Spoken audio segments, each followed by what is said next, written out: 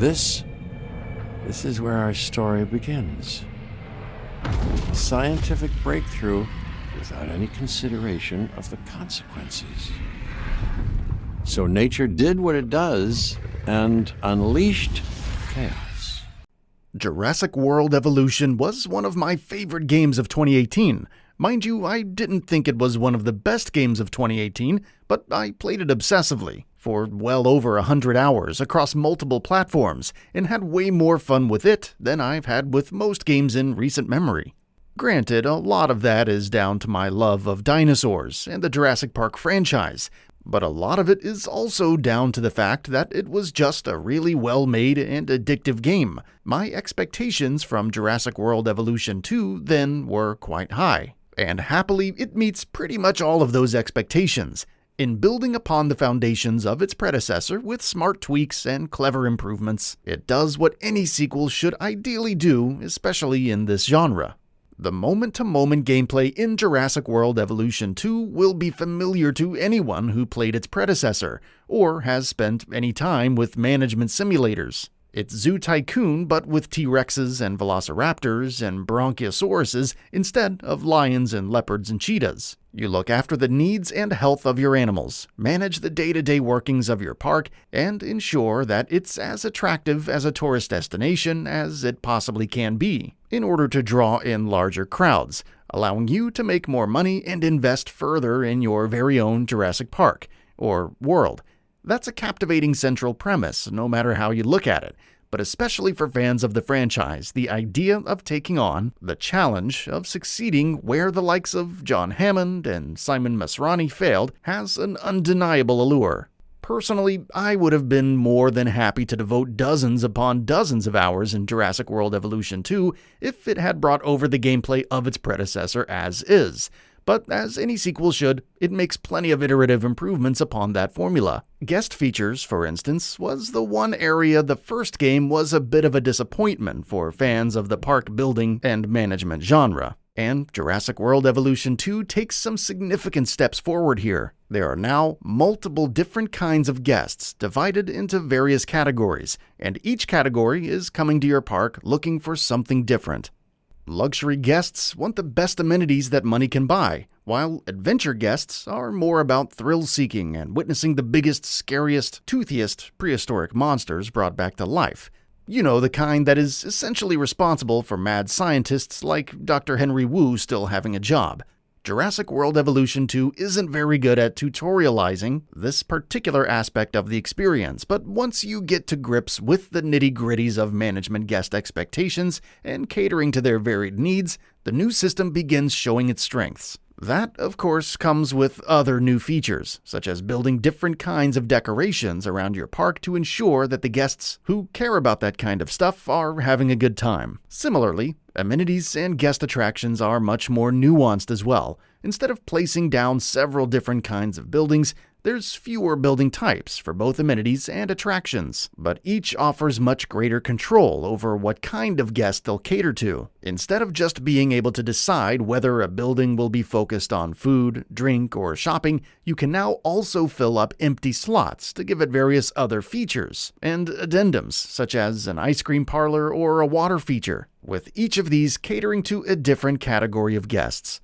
Jurassic World Evolution 2 further hones its craft in other areas as well. The biggest improvement, for instance, is to the dinosaurs themselves, and in many more ways than one. The obvious improvement, of course, is the fact that the game has far more species of dinos than its predecessor did at launch, which also includes aquatic and flying varieties. More importantly, dinosaur AI has seen crucial improvements as well, and how dinosaurs behave and interact with each other feels much less scripted than it so often would in the first game.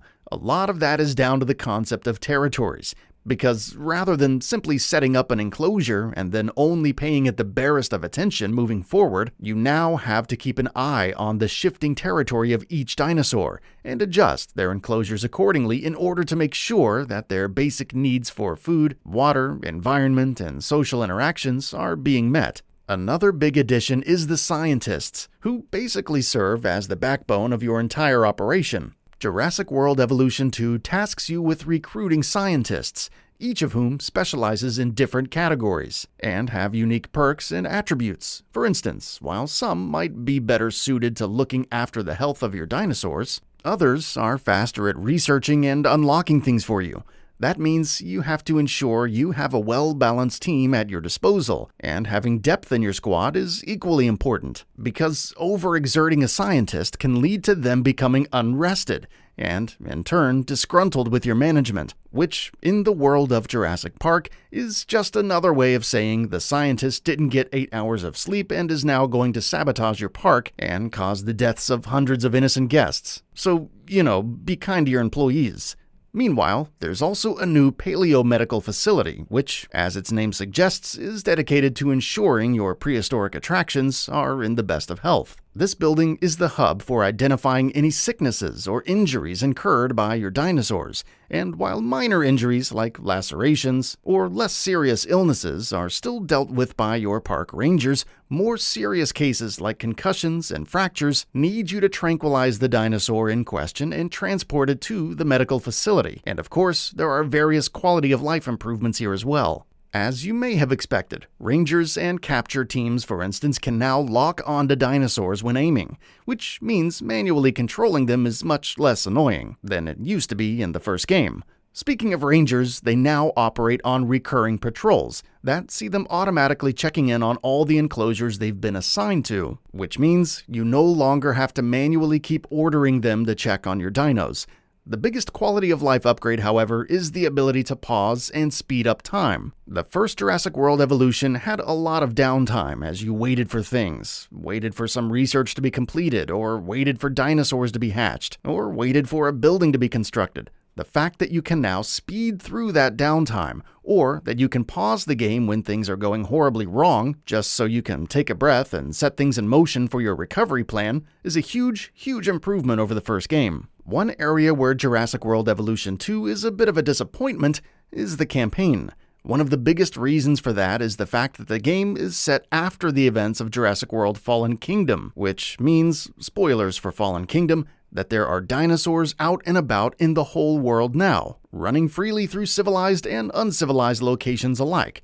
The campaign is set across a number of scenarios that essentially see you dealing with the mess that has been created in a number of areas, and that central premise ends up being a bit too limiting. There is absolutely no focus on the guest side of things in the campaign. How could there be, given the central conceit? And each scenario is essentially just a variation of build enclosures to keep dinosaurs safely contained. It's too limited in scope. And the fact that the story, as it's being told here, such as it is, doesn't really go anywhere or do the experience any favors. The characters, too, are effectively little more than just audio logs, though Jeff Goldblum, who once again plays Dr. Ian Malcolm, is as delightful as ever. On top of that, it's a pretty short experience as well. I finished the campaign in a little over 4 hours.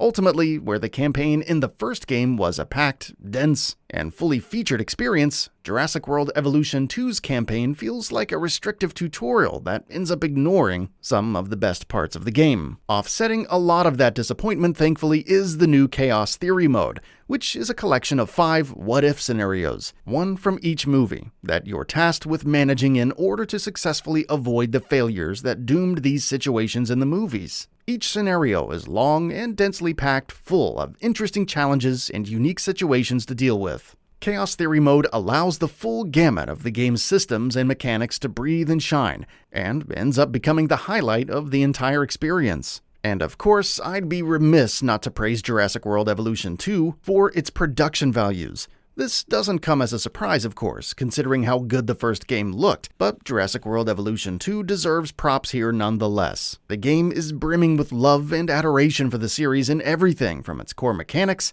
to something as cursory as the loading screens displaying recognizable quotes from the films, while the dinosaurs, as ever, look and sound excellent as well. More than a few times, I found myself simply zooming in on an enclosure and watching the dinos just go about their business. So yeah, I'm quite happy about how Jurassic World Evolution 2 has turned out. As someone who loves dinosaurs, the Jurassic Park property, and the first Jurassic World Evolution game, the sequel does almost everything I could have wanted it to. The campaign is a little disappointing, sure, but thanks to a number of smart and meaningful gameplay improvements and the addition of the excellent Chaos Theory mode, the package in its entirety is still significantly more packed, polished, and enjoyable than its predecessor. So, I'll end this review the same way I ended my review for the first game, and gladly congratulate the developers for succeeding where John Hammond failed. Frontier, after careful consideration, I've decided to endorse your park.